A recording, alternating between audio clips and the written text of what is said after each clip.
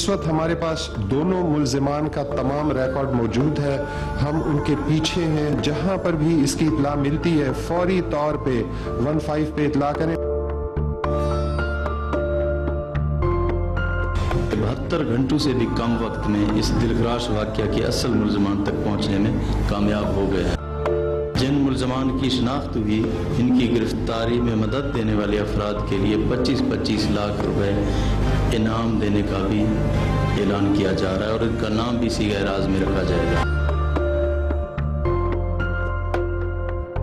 इस हुकूमत का ये काम था कि जिन मुजरिमों की निशानदही हुई है उनको गिरफ्तार करके ये उस इंफॉर्मेशन को नहीं संभाल सके, उस इंफॉर्मेशन को लीक करके उन मुजरिमों को मौका दिया कि वो फरार हो जाए।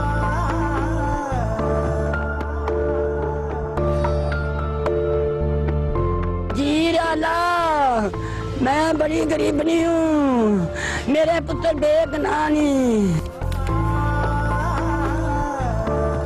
नहायत ही अफसोसनाक वाकया जिसके फॉलोअप पे हम आपको आज स्टोरी अपडेट कर रहे हैं कि 5 रोज गुजरने के बावजूद मोटरवे ज्यादती केस का मरकजी मुलजिम पुलिस की गिरफ्त में ना आ सका। इधर पुलिस के सामने पेश होने वाला मुबैना मुलजिम वकारुल हसन ऐसे ने सेहते जुर्म से इनकार कर दिया है और इसके साथ साथ मुलजिम के डीएनए टेस्ट की बात की जाए तो वो भी ले लिया गया है, जबकि मुबैना मुलजिम के बयानात के बाद इन्वेस्टिगेशन पर शक व शुबहात भी बढ़ गए हैं और इसके साथ साथ और केस सुलझने के बजाय मजीद उलझता चला जा रहा है। तो दूसरी जाने बात की जाए तो सिविल सोसाइटी उसने जिनसी दरिंदों को असरेआम फांसी देने का भी मुतालबा किया है। उलझा दिया पंजाब पुलिस ने और उलझा दिया। सुलझाने के बजाय उम्मीद ये की जा रही थी कि बहुत जल्दी एक्शन हो गया, लग ऐसा रहा था कि इतनी जल्दी मुल्जिमान के नाम सामने आ गए, तस्वीरें पता चल गई, पता लग गया कि कहां से उनका ताल्लुक है, अब तो पकड़े जाएंगे। 25-25 लाख रुपए इनाम रख दिया गया और जिस पर इनाम रखा गया वो खुद सीटीडी में पेश हो गया, सीआईए में पेश हो गया और उसने कहा कि मैंने तो जुर्म किया नहीं है।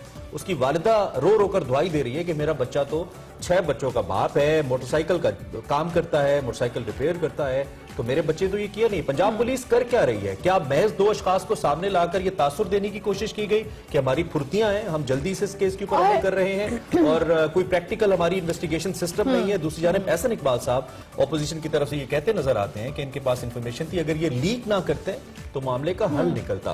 इस पर बात करते हैं। फौजिया वकार साहब हमारे साथ मौजूद हैं, साबिक चेयरपर्सन पंजाब कमीशन बराए हुकूक के खवातीन। उनसे जरा पूछते हैं कि वो इस मामले पे क्या कहती है। मोहतरमा, थैंक यू वेरी मच, आपने हमें ज्वाइन किया। ऐसे अफसोसनाक वाकयात खवातीन की इस्मत दरी के हवाले से बढ़ते जा रहे हैं। ये मोटरवे का वाकया आप देख लें तो कैसे तहफ़्फ़ुज़ फराहम करें हम खवातीन को?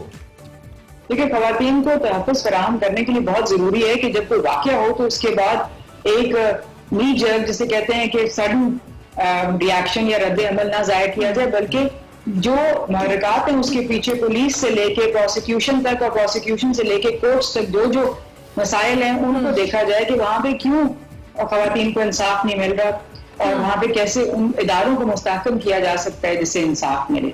इसी तरह बहुत जरूरी है कि वो जो ज़हनियत जो आज हमें नजर आ रही है मुख्तलिफ इदारों में, उसकी तब्दीली के लिए ऐसे स्टेप्स उठाए जाएं जो कि जिनका असर नजर आए। एक मिसाल ऐसी है कि जब आपकी परफॉर्मेंस इवैल्यूएशन होती है पुलिस के अफसरान की या प्रोसिक्यूशन की या बाकियों की, तो उसमें ये देखा जाए कि उनका खवातीन की तरफ रवैया और उनका परफॉर्मेंस कैसी रही है। ये बहुत दफा हमने किया है, प्रपोज किया है, मगर अनफॉर्चुनेटली इसको बिल्कुल इसको जिसे कहते हैं घास नहीं डाली। तो बहुत जरूरी है कि आप इदारों को मजबूत करें और एकदम इस केस को खाली लेके ना चलें, बल्कि उसके पीछे जो तमाम सीरीज में इदारे हैं उनको मजबूत करें। अच्छा फौजी साहब, चूंकि हम कानून की बात कर रहे हैं, कानून साजी मौजूद है, लेकिन सबसे बड़ा इशू जो आता है वो इम्प्लीमेंटेशन का आता है। इम्प्लीमेंट कैसे करवाया जा सकता है कानून को? मजीद मेरे ख्याल से वाकई आप जैसे कह रहे हैं ज्यादा काम करने की जरूरत नहीं है। अमल दरामद इसलिए नहीं हो रहा कि जो मुल्क की तकरीबन 50% आबादी है उसके मसाइल को बिल्कुल नहीं समझा जाता। जहनियत यह है कि अगर एक औरत रेप हो गई तो अक्सर औरतें झूठी रेप की इत्तला देती हैं और अगर वो हो गई है तो उसका अपना कसूर है। आप ये देखेंगे कि हमारा कानून और जो हमारा आइन हक देता है, आर्टिकल 15 जो आइन का, वो फ्रीडम ऑफ मूवमेंट की बात करता है कि किसी शख्स की मूवमेंट पे रिस्ट्रिक्शन नहीं होगी और रियासत को की जिम्मेदारी है कि वो इस हक को अपहोल्ड करे। मगर उस हक को अपहोल्ड करने वाले जो रियासत के इदारे हैं उनके ऊपर अगर काम नहीं हो रहा तो एंड में फिर यही होगा कि आइन की और कानून की अमलदारी नहीं नजर आएगी। बहुत सारे, मैं इसमें ये भी कहना चाहूंगी कि बहुत सारे ऐसे इदारे बनाने की भी जरूरत है, बहुत सारे काम भी करने की जरूरत है।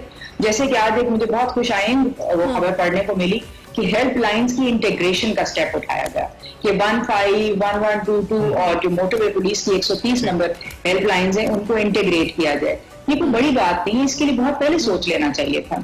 इसी तरह से जो अदालत, जो हमारे चीफ जस्टिस ऑफ पाकिस्तान है, उन्होंने अनाउंस किया था कि जेंडर बेस्ड वायलेंस कोर्ट्स बनाए जाएंगे पूरे पाकिस्तान में। अभी उनके ऊपर कहाँ तक पेशरफ्त हुई है उसको देखने की जरूरत है। जहां तक मेरे इल्म में बहुत कम जेंडर बेस्ड वायलेंस कोर्ट्स बनाए गए, वो खुसूसी अदालतें हैं जिनमें खवातीन को बेहतर इंसाफ। खुसूसी अदालतें हैं, सारा कुछ मैनेज होने की जरूरत है। इम्प्लीमेंटेशन वही बात जिस तरह फौजिया साहिबा भी कह रही हैं कि खवातीन के हकूक तो है, कहा जाता है, बढ़ चढ़कर इसके हवाले से आवाज भी उठाई जाती है, लेकिन इमरान हमें कहीं ना कहीं इस पर इम्प्लीमेंट होता नजर नहीं आता। देखिए, जिन्होंने इम्प्लीमेंट करना है वो जिम्मेदारी लेंगे तो इम्प्लीमेंट होगा ना। वो तो खवातीन पे जिम्मेदारी डाल देते हैं कि आप रात को बाहर ना जाएं, तो कैसे होगा अमल। साकिब सलीम भट्ट साहब हमें ज्वाइन करें, हमारे कोरेस्पोंडेंट हैं। इससे पहले कि हम साकिब साहब से बात करें, आपको बताएं कि मुसलसल जब से ये वाकया हुआ, एक्सप्रेस न्यूज की टीम मुकम्मल तौर पर इस वाकये के ऊपर न सिर्फ नजर रखे हुए है बल्कि आपको आगाह भी कर रही है, और हमारी लम्हा बलम्हा ये कोशिश है कि ऑथेंटिक इंफॉर्मेशन आप तक पहुंचाई जाए और कोशिश की जाए कि इस वाकये में हेल्प आउट किया जाए, कानूनी इदारों को भी और अवाम को भी आगाह किया जाए। तो साकिब साहब से हम बात करते हैं। साकिब साहब, थैंक यू वेरी मच, आपने हमें ज्वाइन किया अर्ली इन द मॉर्निंग।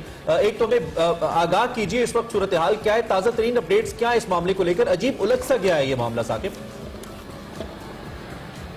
बिल्कुल इमरान, ये वाकया उलझता जा रहा है क्योंकि 5 रोज हो गए और अभी तक जो है मरकजी मुल्ज़िम जो आबिद अली नॉमिनेट हुआ है कि वो ट्रेस हुआ है, वो और जो बाकी उसके साथी हैं जिनमें वकारुल हसन जो है बताया जा रहा था, वो जो है एक रोज कबल तो खुद पेश हो गया और उसने जो है CIE मॉडल टाउन में पेश होकर खुद बताया कि मैं इस केस के अंदर मेरा ना कोई लेना देना ना मेरा कोई लिंक है, तो जिसकी वजह से जो है काफी जो है मजीद प्रॉब्लम वगैरह जो है स्टार्ट हुई, क्योंकि जिस केस 2 मुल्जमान को आबिद अली को और वकारुल हसन को नॉमिनेट किया जा रहा था, आबिद जो अली है उसकी गिरफ्तारी तो अमल में नहीं आ सकी, लेकिन वकारुल हसन खुद सामने आ गया। तफ्तीशकारों ने जो है उससे क्रॉस क्वेश्चनिंग की जिसमें पता लगा कि अभी तक उसकी किसी किस्म की कोई इन्वॉल्वमेंट इस केस के अंदर नहीं निकली और उसका बहरहाल DNA सैंपल वगैरह जो करवा दिया गया है। 2 से 3 रोज के अंदर फोरेंसिक एक्सपर्ट्स जो है वो जाहिर बात है वो उसमें उसका रिजल्ट जो है वो मेंटेन करके बता देंगे कि उसके इन्वॉल्वमेंट उसमें है कि नहीं, लेकिन अभी तफ्तीशकारों के मुताबिक ये कहना भी कबल वक्त है कि इसकी कोई इन्वॉल्वमेंट है क्योंकि इसका अच्छा साकिब, हम ये भी जानना चाहेंगे कि इनका जो DNA टेस्ट है, जो मुबैना मुल्जिम कहा जा रहा है जिसने कल खुद पेश होकर ये भी कह दिया कि उसका इस केस से कोई लेना देना नहीं है, DNA टेस्ट कब होगा, क्या सिचुएशन आएगी सामने? क्योंकि अभी जो मामला आ रहा है वो प्रेस कॉन्फ्रेंस जो की गई पंजाब हुकूमत की जानिब से, उसमें बड़े सवालात उठ रहे हैं कि इन्होंने उनकी तस्वीरें जारी की जिसकी वजह से भी उन्हें मुश्किलात का सामना करना पड़ा मुल्जिम पकड़ने के हवाले से।